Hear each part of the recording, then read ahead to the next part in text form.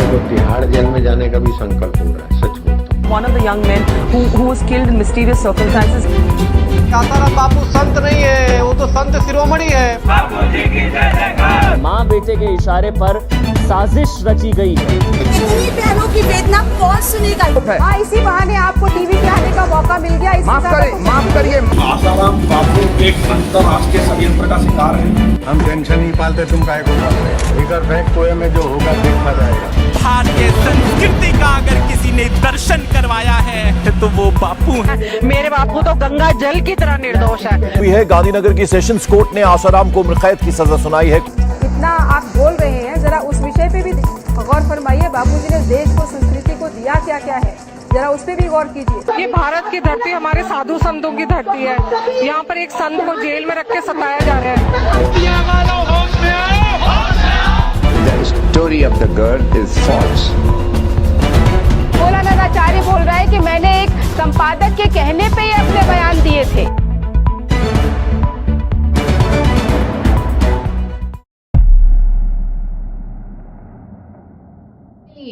नीलम जी, आपसे शुरुआत करते हैं। कुछ लोगों का कहना है कि आस्था की आड़ में अपने ही आश्रम में रहने वाली शिष्या की अस्मिता के साथ खिलवाड़ करने वाले आशाराम जी बापू को जो सजा हुई है वो बिल्कुल सही है।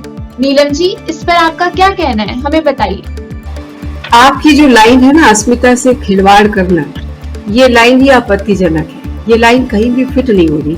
अगर आप FIR देखें और लड़कियों की हरकतें देखें और लड़कियों की एक्शन देखें तो वो अपने आप में चीख चीख के ये बयां कर रहे हैं कि अस्मिता से खिलवाड़ हुआ ही नहीं। अगर आप आरोपों पे ही टिकी रहेंगी या मीडिया रिपोर्ट्स पे ही जाएंगे तो आपको लगेगा कि अस्मिता पे खिलवाड़ हुआ है, लेकिन अस्मिता के साथ खिलवाड़ बापू आसाराम की तरफ से नहीं हुआ, मीडिया की तरफ से हुआ है। तो सजा मीडिया वालों को मिलनी चाहिए, सजा बापूजी को मिल रही है। अस्मिता पे न तो खिलवाड़ हुआ है, न अस्मिता पे कुछ बात हुई है। वो लड़कियां खुद चीख चीख के पुकार के बार बार कह रही हैं कि हमसे दबाव में डाल के बयान दिलवाया गया है। हम बयान बदलना चाहते हैं, हम सच बोलना चाहते हैं। उन्हें सच बोलने की इजाजत नहीं दी जा रही और फिर चारों तरफ से मीडिया के जरिए ये दबाव बनाया गया। और ये इकलौता ऐसा केस है, बापूजी का केस इकलौता ऐसा केस है जिसमें मीडिया ने वो सारी हदें पार करी जो नहीं करनी चाहिए। तो मैं खुद एक मीडिया पर्सन हूँ। मेरा बच्चा 7th में पढ़ता है। एक दिन बोला कि मम्मा, मेरे सिविक्स में एक चैप्टर है मीडिया एंड डेमोक्रेसी, ये मुझे आप पढ़ा दीजिए। तो मैं उसे पढ़ा रही थी तो उसकी हर जो लाइन में पढ़ाऊँ उस लाइन पे वो हंस रहा था।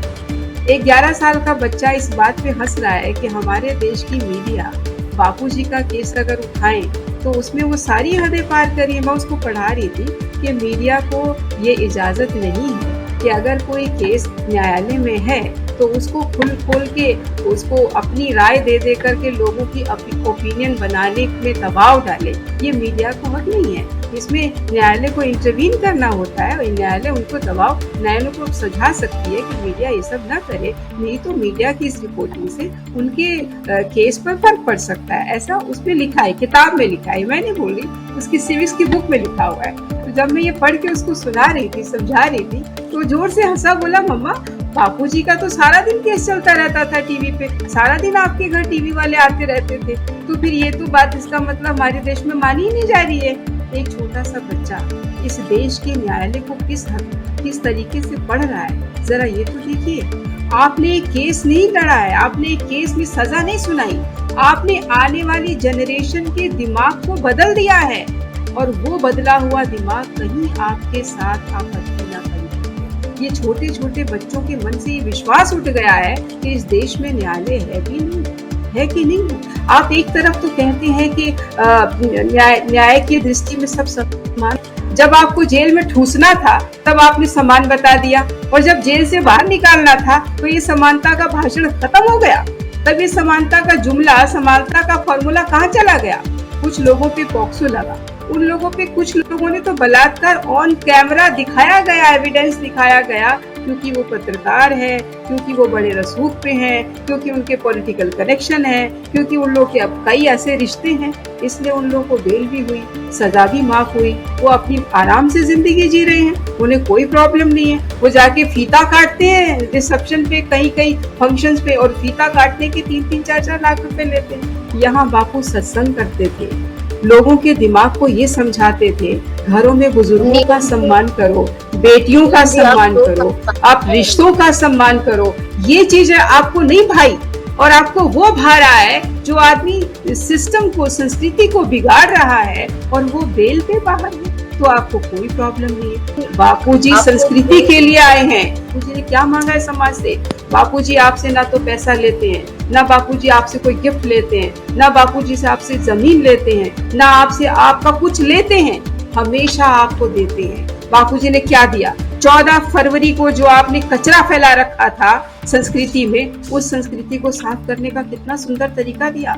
घर के बुजुर्गों का सम्मान करो, माता पिता को पूजो। क्या गलत सिखाया बापूजी ने? बापूजी ने नारी तू नारायणी का फॉर्मूला दिया। अकेले बापू ऐसे संत हैं इस धरती पर आज की दुनिया में, किसी भी युग को खोल के देख लो, सिर्फ बापू एक ऐसे संत है जिन्होंने ये समझाया नारी तू नारायणी। और ये और किसी ने बताया हो तो जरा बता दो। एक्सपीरियंस करवाया बापूजी ने कि घर की महिलाओं को पूजिए, अगर आप पूजेंगे तो घर में लक्ष्मी आएगी। मैं यही सवाल में समझ में नहीं आता, बहनें कितने सारे ज्ञापन अपने प्रशासनिक अधिकारों को देकर आती है। कोई होम मिनिस्ट्री के चक्कर काटती है, कोई किसी एमएलए के चक्कर काटती है, कोई आपके डीसी हैं, कोई आपके मजिस्ट्रेट है, सब जगह दुनिया भर के ज्ञापन देते रहे। 8 मार्च आ जाए तो रैली निकालेंगे सड़कों पर, बापू निर्दोष है, निर्दोष है, निर्दोष है। 31 अगस्त आ जाए, काला दिवस मनाते हैं, उस दिन बापू जी को अरेस्ट किया गया तो मार्च निकालते। अगर ऐसी, मेरी बात सुनिए, मेरी, अगर उन ज्ञापनों को इकट्ठा करके संकलित करके किताब बनाई जाए, धरती की सबसे बड़ी किताब होगी। ऐसे हमारे कितने साधक भाई बहन उन मंत्रियों से मिलते हैं, इतने मंत्रियों से मिलते हैं, वो मंत्री ऑन द कैमरा कहते हैं कि नहीं नहीं नहीं नहीं आपके साथ हम आपके साथ हैं, फिर ऑफ द कैमरा कहते हैं हम मजबूर हैं। संगीता, तुम सामाजिक कार्यकर्ता हो, मेरा सिर्फ तुमसे ये सवाल पूछ रही हूँ कि बापूजी ने समाज में ऐसी कौन सी कुरीति फैला दी जिससे बापूजी को इतनी कड़ी सजा दी जाए? क्या आपको लगता है कि इतने बड़े संत को, इतने बुजुर्ग संत को इस तरह से प्रताड़ित करना ठीक है? नीलम जी, आपने जो कुछ भी कहा, पहली चीज तो मेरा आज का मुद्दा वो है ही नहीं, उन चीजों पर हम बाद में आएंगे। और जो ज्ञापन की बातें आप कर रही हैं, आई एम सॉरी टू से, वो सारी चीजें बापूजी की बनाई हुई हैं या किसी और की, उस पे चर्चा बाद में की जा सकती है। बिकॉज बहुत सारे ऋषि मुनि हमारे वेद पुराण हमें देकर गए, उनको पढ़ पढ़ कर सुनाने वाले बहुत लोग हैं यहाँ पर। फिलहाल मेरा मुद्दा उन लड़कियों के बारे में है जिन लड़कियों ने बापूजी पर ये इल्जाम लगाया है कि उनका बलात्कार हुआ है। वो लड़कियां जो बापूजी के गुणगान गाती थी, अचानक से अगर बोलती हैं कि मेरा बलात्कार हुआ है, कुछ तो हुआ होगा, बेसलेस बातें तो होंगी नहीं। 2001 में घटना होती है, कोई भी महिला, एक नेचुरल बात होती है कि अगर किसी महिला के साथ अनहोनी हो जाए तो उसका चेहरा बोलता है, उसकी हरकतें बोलती है, उसकी एक्टिविटीज बोलती है। ये लड़कियां 2007 तक आश्रम में आ रही हैं, जा रही हैं, बापूजी की, नारायण साईं जी की चरण धूलि को माथे लगा रही हैं। अगर कोई रेपिस्ट होता है तो उसकी पूजा नहीं की जाती, उसकी फोटो नहीं ली जाती, उसकी गाड़ी के पीछे नहीं भागा जाता। ये सारे वीडियो क्लिपिंग्स कोर्ट में पेश किए गए हैं, उनकी फोरेंसिक जांच हुई है, फोरेंसिक जांच में उनको सही पाया गया है, बावजूद इसकी सजा। मैं यही कहना चाहती हूँ, यहाँ दाल काली है पूरी, दाल में काला नहीं है। और हाँ सुनो, अरे उन लड़कियों ने जो बोला उसके बाद भी तो बोला, उन्होंने यही बोला कि हमें दबाव के, हमें बंदूक की नोक पे बयान दिलवाया गया, हमें दबाव डाल के बयान दिलवाया गया, हम सच बोलना चाहते तो उन्हें क्यों नहीं इजाजत दी गई? हमारे कोर्ट में तो पूरी, हमारे कोर्ट संविधान में तो कहा गया आपको पूरा अधिकार है, आप सच बोलना चाहे बोलिए, आप कोर्ट में आपको अपने व्यू बदलने की इजाजत होती है। इन लड़कियों को इजाजत क्यों नहीं गई? इनके लिए संविधान की परिभाषा क्यों बदल दी गई? और दूसरी बात, जो लोग ये कह रहे हैं कि हमने देखा, हमें मालूम है, उन्हीं लोगों की जब तहकीकात हुई तो वो तो 60 लड़कियों के साथ कमरों में मिले। जो आदमी खुद कैरेक्टरलेस है वो दूसरे के कैरेक्टर पे सवाल उठाइए, क्या यकीन की बात होती है? मैं ये कहना चाह रही हूँ, आप जो कह रही हैं कि लड़कियां दबाव में, उन्होंने ये कहा है कि उन्होंने बयान दबाव में दिया, पर उन्हीं लड़कियों ने ये भी कहा है कि इतने सालों तक वो चुप रही क्योंकि वो दबाव में थी, वो आशाराम बापूजी के प्रभाव में थी, वो एक हद तक बापूजी को भगवान मानती थी। लेकिन जब उनकी आंखों से पर्दा उठा तब उन्होंने सच्चाई दुनिया के सामने रखी। तो मुझे नहीं लगता उसमें उन लड़कियों ने कुछ गलत किया है। और आप जिस इंसान की बात कर रही है जो 67 लड़कियों के साथ पाया गया, उसका आपके पास कोई प्रूफ है या फिर आप जस्ट ऐसे ही कोई भी बातें रखी जा रही है? सारे प्रूफ कोर्ट में है, सारे प्रूफ कोई देखे तो सारे कोर्ट में दिए गए हैं और क्यों नहीं प्रूफ को नजरअंदाज किया गया है। उनको सारे प्रूफ नजरअंदाज हुए हैं। एक भी प्रूफ अगर आप देख लेंगी ना तो आप अपने आप पे यकीन नहीं करेंगी कि हमारे देश में ऐसा हो रहा है। ये बापूजी का केस इकलौता ऐसा एक केस है संगीता जी जो साफ साफ चीख चीख के कह रहा है कि कानून व्यवस्था में बहुत बड़े लेवल पे एक बदलाव की जरूरत है। कानून व्यवस्था में ऐसा हो गया है कि आप कानून की धाराओं को अपनी दुश्मनी निकालने के लिए ढाल बना रहे हैं। ऐसा नहीं होना चाहिए। इतने बड़े संत पर इतना बड़ा आरोप लगा रहे हो, आपको ये समझ में नहीं आ रहा कि इसके पीछे कुछ साजिश है? बहुत बड़ी साजिश है, छोटी साजिश नहीं है। यही तो बात हम कर रहे हैं। अरे आपको पूरा केस ही समझना पड़ेगा। देखो सबसे बड़ी बात, बापूजी के करोड़ों साधक है, एक या दो लड़की नहीं है। अगर इन 50 सालों में 2 लड़कियां कोई तैयार कर ले तो ये कोई बड़ी बात नहीं होती। ये कोई बड़ी बात नहीं है कि आप एक बहुत बड़ी शख्सियत के खिलाफ 2 लड़कियों को तैयार कर। अच्छा दूसरी बात, आप कहती है कि भाई मुझे समझ में नहीं आता, एक लड़की कुछ कहे। एक बार आप देखिए चीफ ऑफ इंडिया के खिलाफ एक लड़की ने 40 आरोप लगाए थे। 40 जजेस के आगे वो रोई थी, उसने आरोप लगाया था कि उसकी अस्मिता के साथ खिलवाड़ हुआ है और वो जगह मीडिया ने उस स्टोरी को जो नहीं की। दूसरी बात, वो केस एकदम गायब हो गया और आप जैसे सामाजिक कार्यकर्ता उस लड़की के साथ खड़े नहीं मिले। आपको ये समझ में नहीं आया कि वो लड़की की अस्मिता है। ये 2 लड़कियों की अस्मिता की चिंता पूरी दुनिया को हो गई, उस लड़की की अस्मिता की चिंता किसी को नहीं हुई।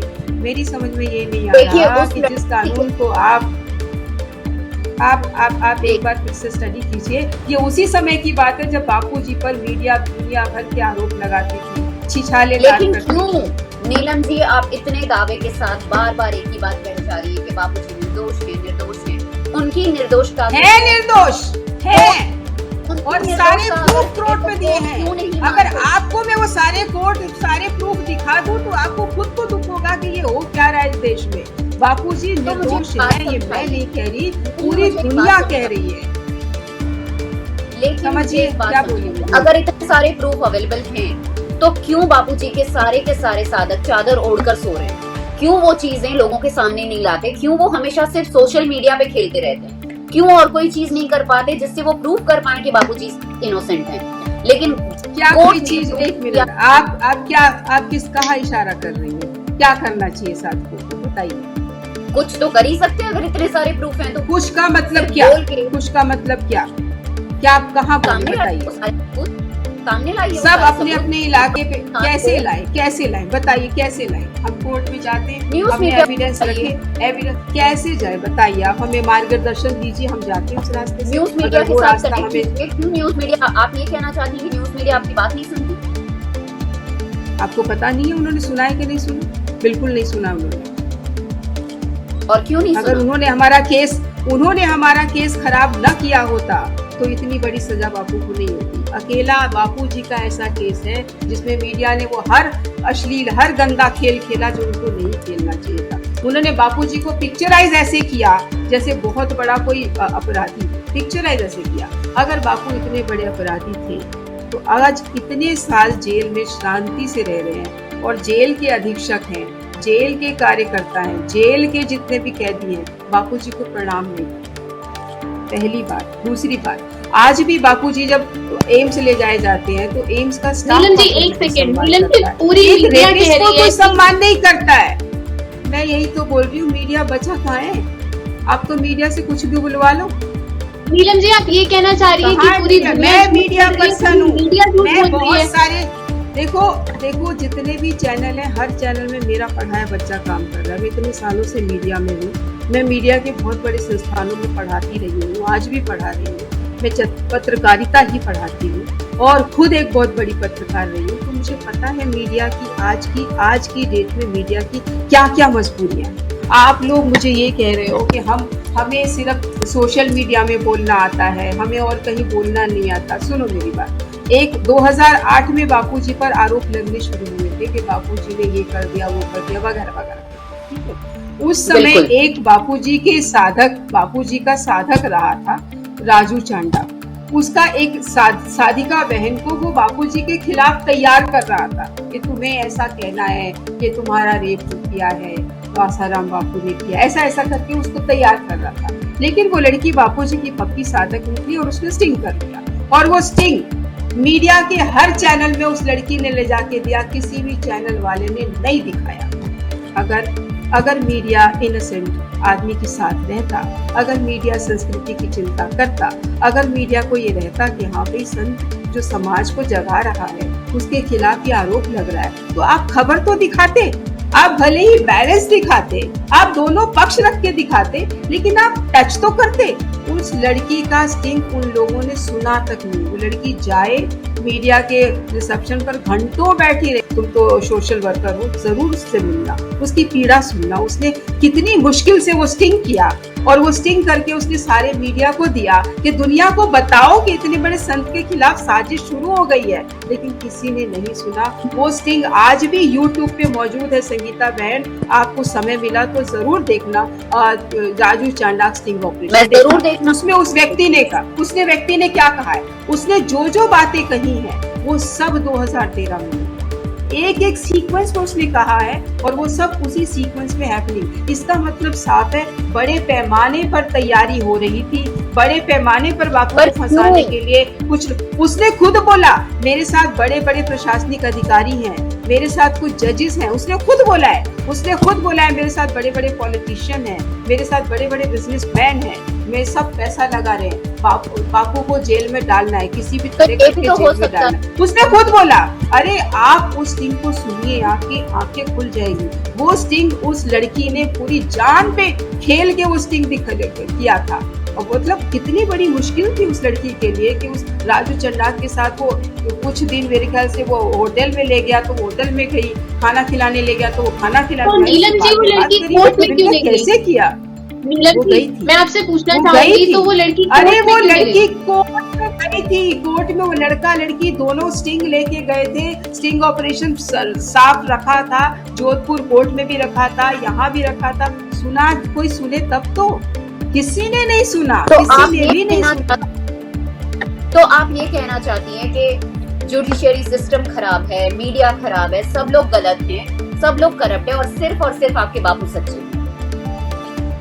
देखो आपको अपने हिसाब से जो भी मीनिंग निकालना हो निकाल लो, लेकिन मैंने ये बोला है कि हमारे पक्ष को ठीक से देखा नहीं गया। हमने जो भी सबूत रखे गए उनको नजरअंदाज किया गया, और ये फैक्ट है। खराब कौन है, खराब कौन नहीं है, ये आपकी परिभाषा है, मेरी परिभाषा में नहीं आता। लेकिन मैं ये जरूर कह रही हूँ कि बापू के केस में जो खिलवाड़ हुए हैं वो किसी भी केस में नहीं हुए। जितने घंटों मीडिया ने बापू को तवज्जो दी, किसी भी केस में नहीं दी गई, किसी भी केस में नहीं दी गई। जितने घंटे तो सुबह से लेकर शाम तक मेरे घर कैमरा टीम। लेकिन नीलम जी आप हमें कुछ तो बताइए, आप बार बार एक ही बात कह रही है कि वो निर्दोष हैं। बार मैं यही बता रही हूँ कि बहुत बड़ी साजिश है, बापूजी निर्दोष हैं, बहुत बड़ी साजिश। देखो क्यों? हाँ ये बहुत तो नीलम जी इसका मतलब आप ये कह रही हैं कि आपको न्यायालय पर भरोसा नहीं है? मैंने ये कब कहा? नहीं, आप बार कह रही हैं बापूजी निर्दोष हैं, तो मतलब न्यायालय द्वारा दिए गए पैसे पर आपको भरोसा नहीं है? मैंने ये कब कहा कि मुझे भरोसा नहीं है? मुझे भरोसा ये है कि मेरे अगर जो भी हमने फैक्ट्स रखे वो फैक्ट्स देखे गए होते तो मेरा भरोसा आप जीत गए। ये मैं आज भी कह रही हूँ, आगे भी कहूंगी। बापूजी का इकलौता एक ऐसा केस है जिसे अगर आप ढंग से पढ़ेंगे उस केस को, और अगर आप ढंग जो हमने साक्ष्य रखे वो भी आप देखेंगे, तो आपको खुद को लगेगा कि इस देश में कानून व्यवस्था में बड़े पैमाने पर बदलाव। ओके, मुझे एक और चीज बताइए नीलम जी, एक और सवाल है मेरा, ठीक है? क्यों ऐसा है? आज एक मैं नॉर्मल इंसान हूँ और मैं वेद पुराण वगैरह की पूरी इज्जत करती हूँ, लेकिन मैं इतना भी जानती हूँ कि एक इंसान होता है। क्यों बापूजी खुद को एक सेल्फ मेड गॉड की तरह प्रेजेंट करते हैं? क्यों वो अपने आप को भगवान बोलते हैं? क्यों वो इंसान बन के नहीं रह सकते? बापूजी ने कब कहा कि मैं भगवान हूँ? बापूजी कहते तुम सब भगवान हो। अरे बापूजी बोलते हैं आप सब भगवान हो। अपने आप को भगवान कहलाना कहाँ तक उचित लगता है आपको? बिल्कुल उचित है। आप सब भगवान हो, आप भी भगवान हो, मैं भी भगवान हूँ। भगवान का अंश ही तो भगवान होता है। तो अगर हम सब भगवान आपके हैं तो भीतर लोग भगवान बापूजी है। की पूजा क्यों करते हैं? वो और पूजा सुनो, की थाली एक बात लेकर ध्यान से क्यों सुनो मेरी बात। बापूजी ये कभी नहीं कहते कि मेरी पूजा करो। बापूजी ने आज तक नहीं कहा, किसी को भी नहीं कहा कि मेरी पूजा करो। बापूजी ने कभी नहीं बोला। कहीं आप दिखा दो बापूजी ने बोला हो कि तुम मेरी पूजा करो, मैं भगवान हूँ। बापूजी ने कहीं नहीं बोला। बापूजी ने ये कहा है जो भगवान है वही तुम हो, वही मैं हूँ। और जिस दिन तुम्हें ये भेद समझ में आ जाएगा उस दिन तुम्हारे सुख दुख ठीक हो जाएगा। बापूजी ने समझाया है। ये तत्व ज्ञान की बातें होती है। इस बहस में शायद ना आप समझ पाओगे ना हम समझा पाएंगे। दूसरी बात, आप एक बात कह रही हैं कि बापूजी पर वो लड़की आरोप लगा रही है। तो देखो बापूजी के करोड़ों साथी, 1 2 3 4 नहीं है। और ये तो संतों पर होता है। जो सत्य की राह दिखाता है ना तो वो खराब ही लगता है। मतलब वो उस पर आप भरोसा नहीं करते। जो हयाती में संत है तो आप उसका सम्मान नहीं करोगे। जब वो संत नहीं रहेंगे तो आप दुनिया भर का उनको फूल माला चढ़ाओगे, चादर चढ़ाओगे। सब तो समाज की एक रीति है कि आपने कचरा खाना है और कोई समझाए कि भाई कचरा मत खाओ तो फिर वो गंदा ही लगता है।